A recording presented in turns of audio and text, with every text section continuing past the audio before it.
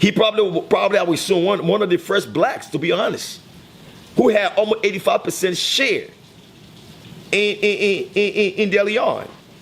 You don't, and not too many blacks we know. They got maybe 10% share, you know what I mean? You're probably the max. 1% here, 2% here. Sean Diddy Combs had 85% share in De Leon.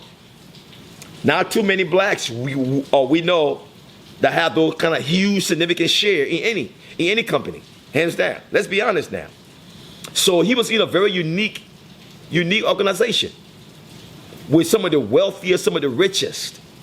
So for him to come out as well known as he is, as influential as he is, to say De Leon, not De Leon, Diaga, it's racist. Diaga discriminated against my brand. Diaga treated my brand as an urban brand. Diaga sold my brand to just black people, to minority, instead of selling my brand to other race of people. Those allegations that Sean Diddy Combs had in his lawsuits. And he was going for $1 billion. Now, think about this here. $1 billion, racism and discrimination. A black man against a white entity. What do you think was going to happen? Do you think that Sean Diddy Combs would have got it $1 billion and walk away as a black man on the basis of racism and discrimination? When we know in America, that's what they don't want attached to their brand? Do you think that, how would that look? Diaga went to court against a black man, Sean Diddy Combs, and lost based on racism and discrimination? Do you know internationally? Do you know how well known Diaga really is? Do you know what stigma will be attached to that unique organization? That some of the richest that you and I know falls underneath that. It's not gonna look good. It's not gonna look good. Now, once Sean Diddy Combs sued Diaga, that's when we were able to find out about the Cassie Ventura incidents. Now let me tell you something, man. Whenever you go after the white brand,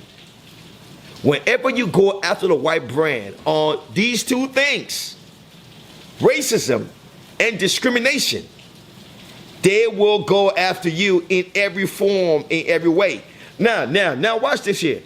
Who owns Intercontinental? Who owns Intercontinental? The Winston. The Winston are what? White people, right? The Continental that Diddy had that incident at don't exist anymore, don't function anymore. Usually when a business don't function anymore, how do they have access to that video? That thing happened in what? In 10 years gap. Yeah, 20, yeah. Now, legally, the statute is over. So he cannot be charged for that. But now, the Intercontinental being closed just about the same time, that statue probably even went out of business later on after that incident. They went out of business. Now, how were they able to still keep that video? Particular Continental that they were in stopped existing for almost 10 plus years.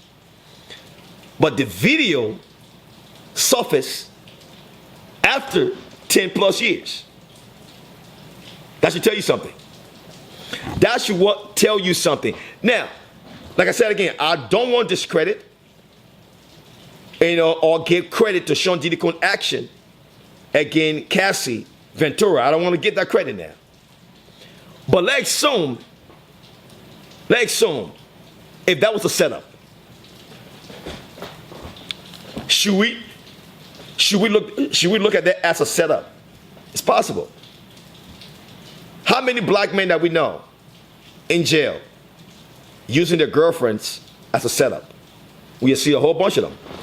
How many black men you know in jail today, their wives say, oh, he hit me, he attacked me, I got a video, I got to record it, bam, in jail. We see that. Now, most of us know that Sean Diddy Combs is one of the most hated. One of the most hated. And look. Let's be honest now. Let's be honest. Before the Cassie Ventura incident, Before, after the video, Sean Diddy Combs is the most hated black man among most of the blacks in America. There has been allegations of